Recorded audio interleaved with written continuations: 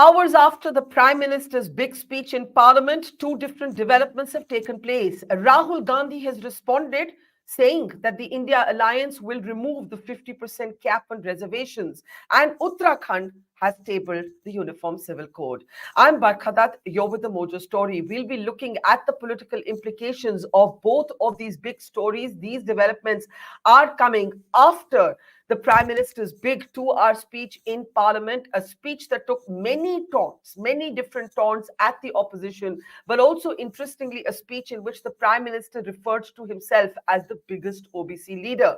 Rahul Gandhi has responded today, but even as those responses come in, all eyes are also on Uttarakhand, where the Uniform Civil Code legislation has been placed on the floor of the Assembly. Now, why is all of this important? Well, because could the Uttarakhand template be a national template? Could this be something that becomes a big talking point in the campaign of 2024?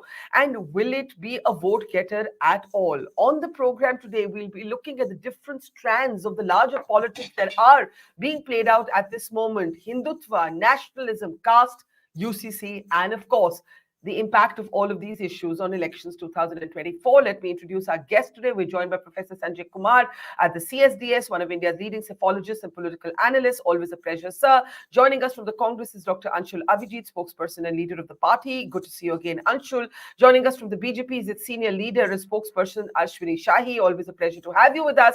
And also joining us on the program today is a scholar and political analyst, Atikur Rahman.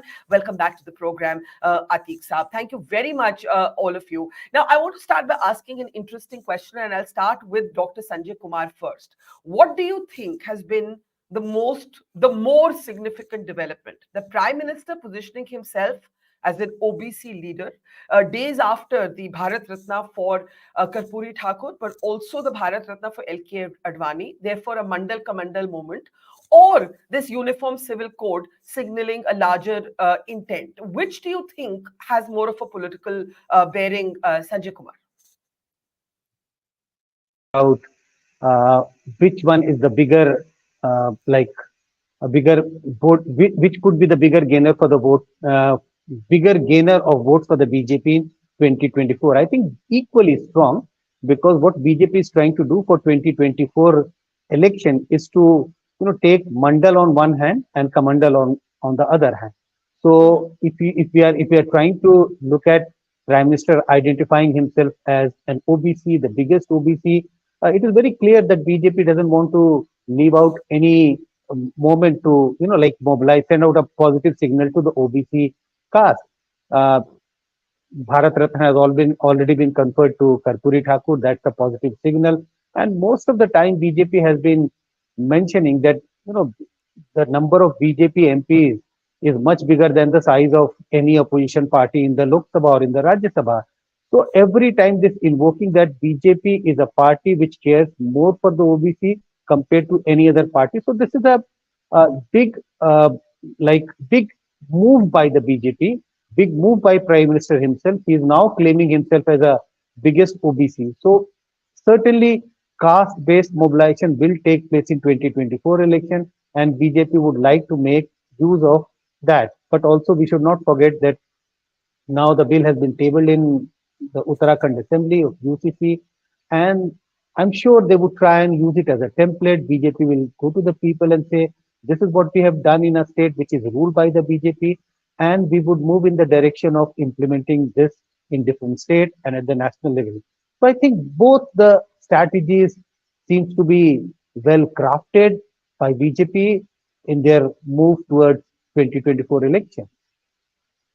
So let me open this up now. Anshul Avijit, I'll come to you. We're, of course, looking right now at some of the more contentious aspects of that live-in, on the live-in relationships and the bill calling for them to be registered.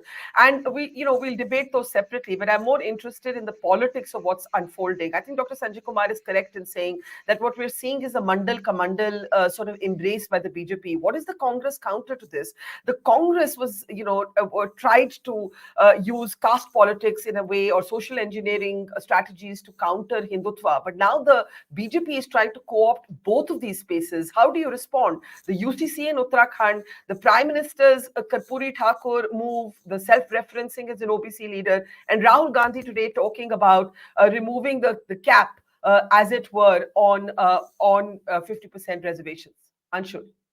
Yeah, so I find it completely bizarre. So first of all, what was really missing from the Ram Mandir debates was actually the idea of caste, and I was just wondering when it would enter the picture. If we know that they are trying to convert India into some kind of monolith, so the UCC is not a very, it's an old debate. Whether it happens or not is a matter of time. But the caste is a more interesting question. What has been happening to me after we set the cat among the pigeons, really, with the caste census and Rahul Gandhi saying that there should be a caste census, it threw the BJP into complete confusion and panic. The Prime Minister almost went into a Marxist mode when he said, there is no caste here, there are only two classes, almost like a bourgeoisie proletariat movement. And then he switched on to saying there are four. This Gyan thing, he loves acronyms, right? It's really strange how Indian economy and politics has been reduced by the Prime Minister and the BJP into this kind of very tacky and kitsch acronyms. So you have this Gyan now where there are four classes, again gone back into this Marxist thing. So what they're trying to do, they just do not know whether to pitch themselves, how to pitch themselves as far as caste is concerned, or whether to withdraw. What has been a sinister campaign, and which I've noticed all along, Barkha, is that the discrimination in caste is being completely undermined by the BJP. So that is why they keep saying that discrimination as far as caste is concerned never existed. Whether these are by BJP thinkers who are op-ed writers now, masquerading as historians, pitching their things that caste was a colonial construct, or suggesting that classical India was pure and pristine, and what they're trying to invoke even in the Ram Temple thing, or whether it's the purging of caste in NCRT. The discrimination never ever happened here. So you have this kind of class debate, but yet they have to respond to our pitch, saying that you can't ignore this reality. We wish it was never there. Okay. But we cannot ignore the social profiling of India, in which discrimination exists and which due is needed. Right? Different sections have to be proportioned that kind of really the resources. So let me take this to Ashwini. Yeah, let me just take this to Ashwini Shahi, BJP leader. The Congress arguing there that there is a glossing over, Ashwini ji, जो caste discrimination होती है, BJP उसकी बात ही नहीं करना चाह रही.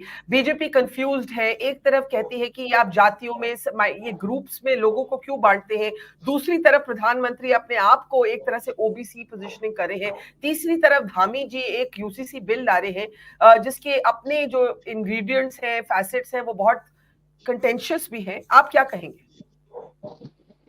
बरखा जी, देखिए, भारतीय जनता पार्टी जातियों को न बांट के, माननीय प्रधानमंत्री जी ने चार जातियों की बात की, महिला, गरीब और सब किसान, सबकी बात की इन्होंने. ओबीसी तो उन्होंने बताया कि लोग कहते हैं ओबीसी और ये जाति जनगणना की बात हर आदमी कहता, राहुल जी कह ही रहे हैं हर जगह, भले ही वो डीके शिव कुमार जी ने जो है हाई कोर्ट में अपील करके रुकवाया हो, उसके खिलाफ गए हो, लेकिन वो जाति जनगणना की बात करते हैं. और पिछली जाति जनगणना सिद्धारमैया जी प्रकाशित नहीं कर रहे हैं उसी के लिए. तो उसमें वो जाति इसलिए बताई गई थी वहां पर कि देश का प्रधानमंत्री, देश का जो है प्रथम नागरिक राष्ट्रपति जो है वो आदिवासी हैं, उनको आदिवासी ही कहा जाएगा. और माननीय प्रधानमंत्री जी ओबीसी से आते हैं तो उनको ओबीसी कहा जाएगा. ये बताने का काम माननीय प्रधानमंत्री जी ने किया कि उनको सबसे बड़ा ओबीसी नहीं दिखता है कि प्रधानमंत्री के रूप में बैठा है, ओबीसी की बात करते हैं. और जब ओबीसी के सम्मान की बात आती है तो कर्पूरी ठाकुर जी को भारत रत्न देने में इतनी देर क्यों हो गई? सरकार गिराने में किस तरीके की भूमिकाएं उन लोगों की रही कांग्रेस की, उसके बारे में माननीय प्रधानमंत्री जी ने बताया. मान्यवर बाबा साहब को जब जो नहीं दिया गया भारत रत्न, देखिए कब उनका देहांत हुआ और कब दिया कांग्रेस ने. तो ये बताने का काम किया माननीय प्रधानमंत्री जी ने कि कांग्रेस की क्या पॉलिटिक्स रहती है, क्या नहीं रहती है. यूसीसी बिल हमने जो कहा वो किया. हम लोगों ने राम मंदिर हमारे एजेंडे में था, सीए था हमारे एजेंडे में, 370 था हमारे एजेंडे में, यूसीसी भी हम लेकर आए. अब आ तो गए. महिला वंदन अधिनियम को हमने कानून बनाया. ये भारतीय जनता पार्टी एक ऐसी पार्टी है कि जो कहती है वो करती है, और हमने जो कहा वो किया। आज अभी संजय जी ने कहा मंडल कमंडल से जो है दोनों चीजों को ये साध रहे हैं, तो ये तो बड़ा अच्छा है। हमारा नारा है मंडल और कमंडल हम साध रहे हैं, इसका मतलब कि सबका साथ, सबका विकास और सबका विश्वास के नारे को हम चरितार्थ कर रहे हैं। हमने मंडल को भी देखा, हमने कमंडल को भी देखा। हम जो है इस देश के सभी वर्गों का, सभी सबका ख्याल रखते हैं। माननीय प्रधानमंत्री जी ने कल कहा कि सबसे तेज हमने मकान बांटा, सबसे तेज हमने रेल का विद्युतीकरण किया, सबसे तेज हमने गैस के कनेक्शन बांटे, सबसे तेज हमने हाईवेज बनाए। तो ये सब काम है और सबके लिए है, सभी वर्गों के विकास के लिए किया। कांग्रेस के पास विपक्ष बनने का एक मौका था जो कांग्रेस ने गंवा दिया, और आज ये देखने को मिल रहा है कि किस तरीके से यात्राएं हो रही हैं, लॉन्चिंग की जा रही है। अब तो इसरो और नासा मिलकर भी राहुल जी को लॉन्च करें तो शायद वो खुश ही हो जाएंगे। लेकिन अभी भी ये कास्ट पॉलिटिक्स में उलझे हुए हैं लोग, विकास की कोई बात नहीं है। और हाँ, एक महत्वपूर्ण बात मैं कहना जरूर चाहूंगा कि माननीय प्रधानमंत्री जी का भ्रष्टाचार पर बहुत बड़ा वार रहा। कल लालू प्रसाद यादव जी को सामने बैठाकर महिमा मंडन, हालांकि माननीय प्रधानमंत्री जी ने नाम नहीं लिया, लेकिन उनको सामने बैठाकर महिमा मंडन करना जिस तरीके से इस समय कांग्रेस के लोग और पूरे विपक्षी दलों के लोग कर रहे हैं, उनके ऊपर तो चार्ज फ्रेम हो चुका है, सजा याफ्ता है, वो महिमा मंडन किया जा रहा है। और भ्रष्टाचारियों के पक्ष में किस तरीके से खड़े हो गए लोग, इसका एक उदाहरण है। हाँ, सुप्रीम कोर्ट ये लोग गए थे, 18 दलों के लोग, सुप्रीम कोर्ट ने सुप्रीम तमाचा मारकर वापस भेजा कि संस्थाएं अपना काम कर रही हैं। उसके बावजूद भी ये भ्रष्टाचारी पार्टियां भ्रष्टाचार का महिमा मंडन। और कल तक जो एक दूसरे को गाली, अंतिम लाइन बोल के खत्म करता हूं, कि कल तक जो एक दूसरे को गाली दे रहे थे लोग, केजरीवाल जी शीला दीक्षित के खिलाफ, केजरीवाल जी लालू प्रसाद यादव के खिलाफ, कांग्रेस आज भी शराब घोटाले के खिलाफ थी। ये सब लोग एक साथ हो गए हैं कि किसी तरीके से हमारा सम्मान बच जाए, किसी तरीके से हमारा भ्रष्टाचारी बच जाए, और किसी तरीके से हमारी इज्जत बच जाए। कांग्रेस ने तो ठान लिया है कि 24 में 24। भारतीय जनता पार्टी का तो 400 पार का नारा, खड़गे साहब का भी आशीर्वाद मिल गया, पिछली बार मुलायम सिंह जी का भी मिल गया था, तो हम तो 400 पार जा रहे हैं जी। चलिए, let me bring in Atiq or Rahman and then I'll play out important comments, the relevant bit from the Prime Minister's speech and Rahul Gandhi's response to it. Atiq साहब, बहुत कुछ हुआ है पिछले 24 घंटों में, आपके लिए सबसे अहम क्या है? Atiq साहब? Well, primarily, Barkha, the UCC presented in the Uttarakhand Assembly and passed by the cabinet of that. Now, look at the contradictions within. And before I point out the contradictions, how can it be called a UCC, a Uniform Civil Code, when the tribals are out of it? So, primarily the gender justice thing and the gender equality thing is missing. Now, what are the contradictions I am, disturbed with? At one point, the Muslims are targeted with polygamy and end to 4 marriages. And at the other end, the government is allowing illicit relationship by allowing living relationships which should be registered. Now, if a living relationship is registered, why not a nikah nama, which under any circumstances is a registered marriage with all the promises between the husband and the wife? So this is a contradiction which the government needs to explain and will be challenged in the courts.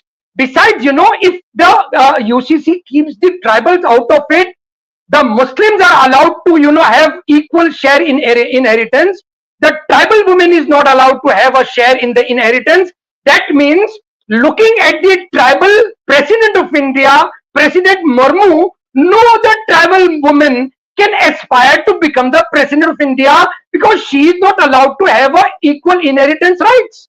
So it's a complete no-no as far as legalities of this UCC is going. How can a law made by a state government be so discriminatory? Are they not aware that this will be challenged the court of law and the courts will be looking at?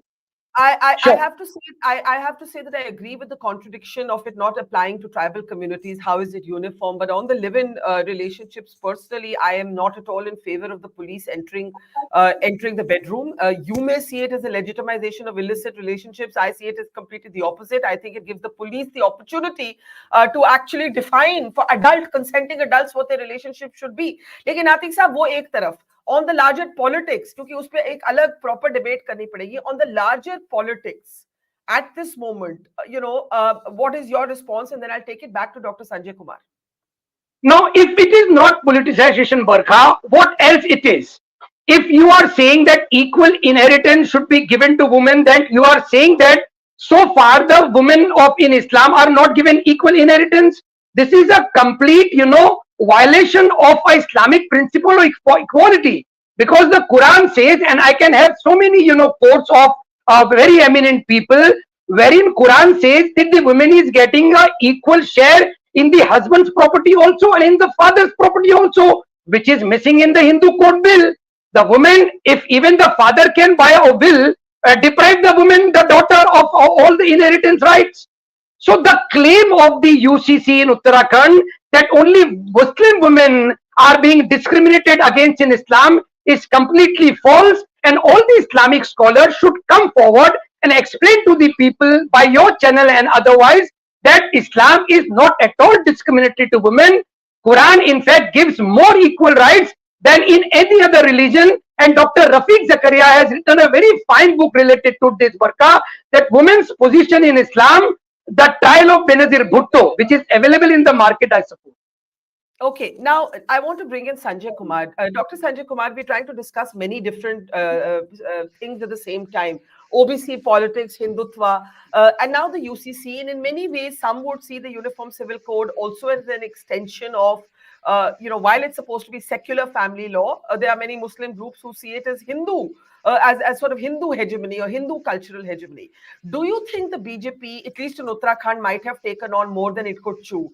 Even BJP voters might not be very happy with these rather contentious proposals that may be presented as an effort to protect women, but may end up doing exactly the opposite. And do you think that the BJP might be biting off at this moment metaphorically more than it can chew? Sanjay ji. No, Barkha, I have a disagreement on what you have said. See, it's Okay. all about perception. Nobody is looking at in details what are the provisions of UCC. Neither, I think I can say for myself that I have not looked at the details. Leave aside the common voters of this country, leave aside the common people of this country who is going to read in great details what are the provisions of UCC, what is appropriate and what is not appropriate. It's only about creating a perception. Elections these days are contested in a big way through perception. The perception is being created. What is the perception being created? The perception with the passing of the UCC bill is that, Hindus are getting justice. Everyone has to fall in line. Everyone means whether if you belong to different religious communities, everyone has to follow the same laws. Everyone has to follow the same rules. So the big narrative is that Muslims have their own laws. Why they should have their own rules? Why they should have their own laws living in India? So the perception which is being created is that justice is being done in this country, justice is being done in Uttarakhand, and that will be extended in other states as well. So I don't agree that even core BJP supporters would get annoyed that why this like BJP is doing too much. But Sanjay ji, at a point, yes, the bill that has been tabled is 800 pages long, and you're right that mota perception pe log apni opinions banayenge. But at a point, this will affect everybody, including young voters. Let's remember that the BJP has always quoted young voters, the female voter. Abhi ke liye perception theek hai, but at one point, the requirement that any couple who is not married come forward and register themselves, ये सबकी जिंदगी पे और या काफी लोगों की जिंदगी पे असर कर सकता है. I don't disagree. ये असर करेगा, but I think that is the issue of concern, that many things which are happening at the moment will have impact in a long run. But people are not looking at the impact, what is going to be the impact in the long run. But people are only looking at what is happening now. And we are trying to look at what will be the impact of whatever is happening these days or last few years on 2024 election. Is it justice for the Hindus? So the big narrative is justice for the Hindus. And everybody has been this is the moment for the Hindu. This is the moment for that India has become stronger. This is the moment when India's image in the world has gone up. Nobody is looking at, look at India's relationship with all the neighbors. If you look at one by one, we have more or less spoiled the relationship with all our neighbors. It is not as it should have been, whether it is about, look at all the neighbors, but nobody is looking at these things in minor details, in carefully looking at the long-term relationship. It's only about creating a perception. So my own sense is that all think even UCC goes to for a big advantage in favor of BJP in 2024. The narrative is in favor of BJP, no doubt about that. So since you've said the narrative is in favor of the BJP, let me get Anshul Avijit to respond to that. Anshul, I think for the Congress, the challenge is what is the ideological space you define yourself against, right? Rahul Gandhi picked up the caste census as an issue, at least locally in the state assemblies, it didn't yield results. Today also, he's spoken about removing the 50% cap, demanding a caste census.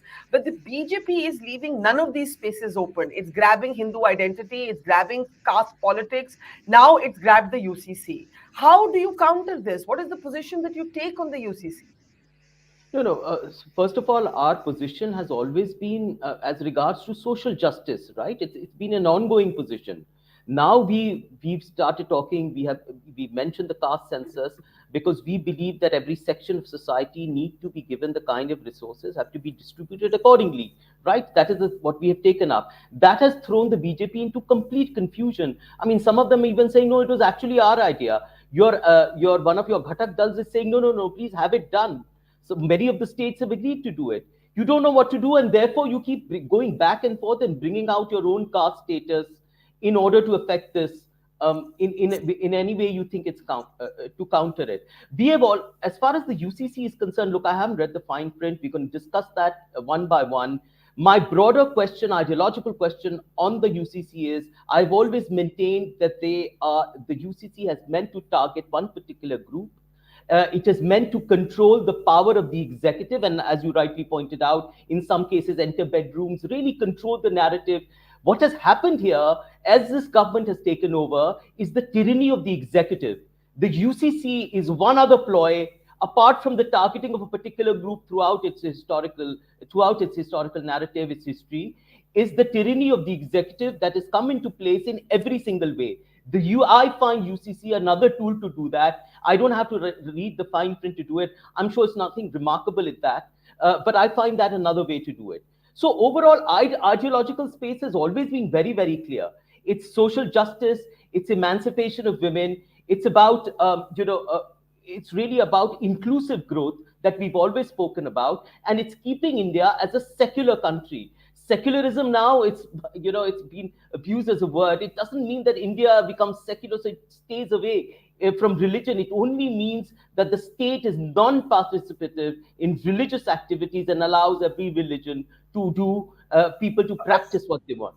Yeah. So, but as Sanjay Kumar is saying, it's narrative right now that is operative and not the fine print or not the detail. Ashwini ji, but I must urge you to look at this detail. As I said, एक तरफ जो social engineering है BJP की, एक तरफ हिंदुत्वा, अब UCC Uttarakhand आपके neighbouring state में ये जो ड्राफ्ट आया है 800 पेज का एक बिल है, इसको पढ़ने में टाइम लगेगा, लेकिन ऑलरेडी इसके कुछ फीचर्स बहुत हॉटली डिबेट हो रहे हैं कि एक आदमी औरत जिनकी शादी ना हुई हो, जो अपनी रिलेशनशिप को एक्सप्लोर कर रहे हो, उनके बारे में कहा जा रहा है कि आप जाके इसको दर्ज करवाइए, और अगर दर्ज नहीं कराएंगे तो आपको जेल भी भेजा जा सकता है, आपको फाइन भी लग सकता है। अश्विनी जी, ये तो मतलब इंस्टिंक्टिवली जहां तक मुझे समझ आई है, this is not a very modern way of thinking. Barkha ji, देखिए, इस जो हमारा देश जो है कुरीतियों की तरफ भाग रहा है, उन कुरीतियों पर लगाम लगाने का एक ये भी चीज है। एक कानून के तहत आप रहिए, आप लिव इन में रहिए, कोई दिक्कत नहीं है। लिव इन के बाद जो बच्चा होता है उसको भी उसके हिस्सा मिलता है, संपत्ति का अधिकार है उसको। और क्या बुराई है, अगर लिव इन में आप रह रहे हैं और सूचना दे दिया तो कम से कम सबके लिए एक बेहतर है, उसके लिए, उसके परिवार के लिए। आज हिंदुस्तान जो है 10% लोग भी नहीं है जो लिव इन को पसंद करते हैं, 10% की मैं बात कर रहा हूं, 1, 2, 4%, 5% की बात छोड़ दीजिए। लेकिन उसके बावजूद भी होता है, और मैं इसको नहीं कहता हूं कि जो चीजें हो रही है वो हो, मगर एक दायरे में रहकर होना चाहिए। अगर वो छोड़ता है तो उसमें उसके बाद ये भी है कि अगर वो छोड़ता है तो भी एक सूचना देनी पड़ेगी कि हाँ, हम लोगों ने छोड़ा है, जैसे तलाक होता है। ये इस तरीके की चीजें क्यों ना लागू हो। सरिया कानून अगर हिंदुस्तान में चल रहा है 1937 से वो लागू है, तो हिंदुस्तान तो संविधान से चल रहा है, तो संविधान से चलाइए या सरिया कानून से चलाइए, दोनों में एक जगह की बात करिए। यूसीसी अगर अमेरिका में भी लागू हो सकता है, पाकिस्तान, सीरिया, मिस्र, इंडोनेशिया, सूडान जैसे जो है मुस्लिम कंट्रीज जो है वहां पर लागू हो सकता है, तो हिंदुस्तान में इसका विरोध क्यों हो रहा है? ये टोटल राजनीतिक विरोध है बरखा जी, और कुछ नहीं है इसमें। जो भी चीजें हैं उसको अगर 800 पन्ने पढ़ लिया जाए, पढ़ने के बाद अर्थ और निकलेगा। परसेप्शन अभी जो बहुत ज्यादा सेट करने की जरूरत नहीं है, मगर अगर ये चीजें हैं तो ये चीज बेहतर है जी। Okay, Atik or Rivan Saab, I have a question for you before you ask your question. Why not that from within, let's say the Muslim community, जिस तरह से women led the movement for reform within the community और उससे पैदाइश हुई जो triple तलाक की स्क्रैपिंग थी, why not take the initiative? Why insist on personal laws? I have to say, I would be, as a feminist, I would support a progressive uniform code, and I know many progressive thinkers who have also supported this code. इसमें क्या होता है कि इसकी for और against एक stereotypical debate हो जाती है। People take these positions depending on their party positions. इसमें कोई ऑनेस्ट कॉन्वर्सेशन हुआ ही नहीं। वो दूसरी बात है कि संजय जी कहते हैं उस कॉन्वर्सेशन में वोटर को दिलचस्पी इस वक्त नहीं है। बट आतिक और रहमान साहब, please go ahead. Barkha, with the rising, awareness within the Muslim community, people are undertaking all such measures which are, women friendly and giving rights to them as per the Quranic and the Sharia law, which is absolutely, based on equality. Here, if you say what is the level of education in the Muslim community, so rather than I really propose, as you have done, that there should be a change or reform within the community. You are expecting from a community which is down below even the SC and ST as far as education levels are going. So how can you expect that sudden changes will be there, and the government's interference and their, every time demonizing this particular community will be having a very mass scale changes. Here I am, in particular, I object to what Mr. Ashwini said. He is pinpointing living relationships. What is, sir, what you said? Sir, आपने जो कहा living के बारे में, क्या यही चीज 4 अगर शादियां जो करता है वैसे तो करता नहीं है? देखिए, आप भी बता रहे हैं कि 2-4% लिविंग रिलेशनशिप ऑफर करते हैं, प्रेफर करते हैं, तो यहां पर कितना % मुस्लिम समाज प्रेफर करता है 4 शादियां, बताइए। तो बरका, this is the contradiction I was point. I am not against any living relationships and maturely people agreeing to what they want to do behind the closed doors. Here I am pinpointing, look at the contradiction. जब 4 शादियों पे आप रोक लगा रहे हो, तो अनगिनत लिविंग रिलेशनशिप के ऊपर क्यों नहीं रोक लगा रहे हो? आप अलाउ कर रहे हो उसको। यहाँ पर जब आप वहां पर अगर राइट्स दे रहे हो आप in living relationship of one child, यहाँ पर भी तो हो रहा है ना भाई वो। तो this is the contradiction Barkha. Ashwini ji, briefly, and then I'll give Anshul a brief intervention and give the closing word to Sanjay ji. Ashwini ji, ये बात आतिक साहब ने एक important question पूछा कि जब लिव इन की बात आती है आप कहते हैं 10% भी नहीं, लेकिन जब मुसलमानों की बात आते हैं तो then when they say what is the percentage of Muslim men who actually take 4 wives, उस पे आप कहते हैं संख्या doesn't matter। तो ये आपका डबल स्पीक है, इस पे आप क्या कहेंगे? नहीं, ये डबल नहीं है। डबल स्टैंडर्ड इसलिए नहीं है कि देखिए, एक तो अभी उस कानून में क्या क्या क्लॉज है, क्या क्या सब क्लॉज है, वो अभी पढ़ना पड़ेगा बरखा जी। उसके पहले हम लोगों को बोलना अभी उचित नहीं। लेकिन जो निकल कर आ रही है चीजें, उसमें लिव इन में, जैसे मैंने पहले भी बताया कि अगर आप लिव इन में रह रहे हैं तो उसको एक अधिकार दे रहे हैं, रजिस्टर करा रहे हैं। दूसरा, अगर उसके साथ, अगर दूसरे के साथ रह रहे हैं तो भी सूचना दे रहे हैं। उस सूचना के बाद जरूर कोई ना कोई सब क्लॉज होगा उसमें कि उस सूचना के बाद क्या एक्शन हो सकता है, क्या रिएक्शन हो सकता है, ये जरूर होगा उसमें। वही उन 4 शादियों में है। अब हलाला जैसे देखिए कितनी कुरीतियां हैं। हलाला जैसी चीजों को अगर हटाना है तो हमको कुछ ना कुछ तो करना पड़ेगा, क्योंकि वहां पर लिव इन में ये हलाला का मामला नहीं है। अगर उससे अतिकुर्री जी जोड़ रहे हैं तो वो मुझे नहीं लगता है कि वो जोड़ना उचित है, क्योंकि मुस्लिम्स में हलाला का मामला आता है कि हम तलाक दे देंगे, उसके बाद हलाला होगा, फिर शादी होगी। लिव इन में ऐसा कुछ नहीं है। और दूसरे में जब मांगा गया है कि आप रजिस्टर करेंगे, यानी कि जानकारी देंगे आप कि एक के बाद दूसरे लिव इन में आप रह रहे हैं, तो वहां पर यह मामला सरकारी दस्तावेजों में रहेगा, जानकारी में रहेगा, और कोई ना कोई सब क्लॉज जरूर होगा जो उसको भी जो है अलग से कोई ना कोई दिशा दिखाता होगा। Anshul, the Congress has to define its position against this subject. All this while, you had members like Abhishek Singhvi saying, first show us the draft. This is a hawa mein conversation. Draft dikhaiye. Now there's a draft. There is a draft available at least in one state.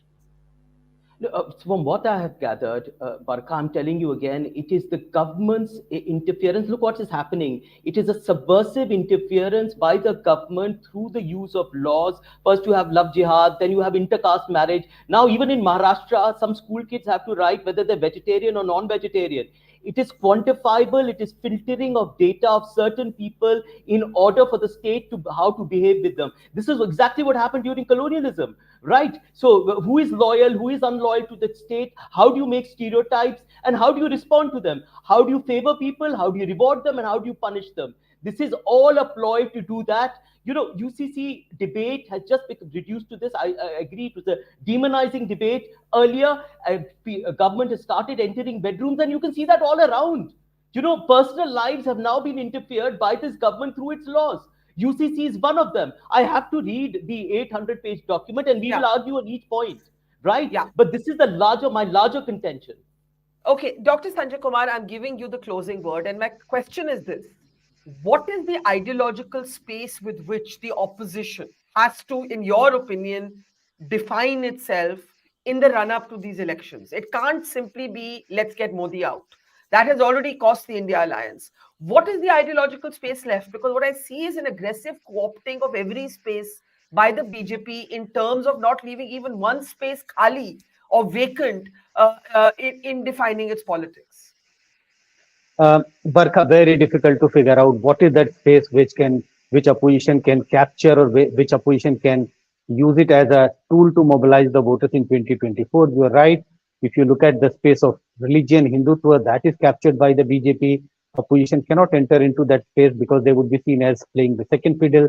If you talk about the space of social justice, BJP has already, like cricket में जैसे कहते हैं चौके छक्के लगा चुके हैं in that field also. When you talk about, welfare politics, BJP is miles ahead compared to, various regional party. I think the only thing which I can see is, the 2 points, growing unemployment or unease about unemployment and price rise. These are the two issues and these are the real issues on the ground. We have been doing surveys after surveys in all the states which went to polls during last couple of years. And we get a sense that this is the reality. Whether BJP is getting re-elected or not, that's not the question. Whether it is UP, Uttarakhand, Goa, Karnataka, take any state. You ask this question, prices. A very large number of people are saying prices have gone up and it is affecting their day-to-day life. To the extent of 75-80% people saying prices have gone up. Second, unemployment. Not to the tune of 80%, but roughly on an average, 70-75% people are ready to say in every state. And I'm again stress that even if BJP has got re-elected in many states, even in those states, people are feeling the unease of unemployment and price rise. Now the question is, how do you communicate to the people that these are the real issues? These are very important. I think Prime Minister rebuttal yesterday in the House, he mentioned a couple of statements by Jawaharlal Nehru and Indira Gandhi on price rise, referring Indira Gandhi and Jawaharlal Nehru in the parliament, referring to price rise. So I think they are also, the BJP is also conscious about that this is an issue. This is an issue which is posing an unease to the BJP. I think this is the only space left for the opposition party. The question is how successfully they can take it to the people of this country. So on the one hand, identity politics, that space almost completely captured by the BJP. On the other hand, issues of unemployment, price rise, can the opposition find the language? We are just a couple of months away from elections and Hindutva, nationalism, caste politics, and now the Uniform Civil Code are already on the BJP's platter. How will the Congress fashion a language to counter this? The Congress and other opposition parties, that question remains wide open. We will bring all of you back to have a separate, more in-depth conversation on the UCC. We all need time to go through that 800-page document. In the meantime, thank you so much, Atikur Rahman Saab, Ashwini Shahi ji, Professor Sanjay Kumar ji, and Dr. Anshula Vijay. Thank you. And to our audience, thank you and see you soon. Mojo Story has always made a commitment to its viewers to go to where the story is. And as you can see here, we are at the epicenter of the Israel war on Gaza. We are right at the front line, about 1 mile from the Gaza Strip, as the Israeli military gets ready with its tanks and its gunners to begin its final frontal assault that will take troops into Gaza. As we said, we are not like other organizations. We believe in giving you all sides of the story objectively and as much as possible from the ground. And that's exactly what we're doing here, covering the biggest global story today from the epicenter of the war zone. So please, we need your support. Support us, become a Mojo member, subscribe to us, spread the word, and thank you for your support.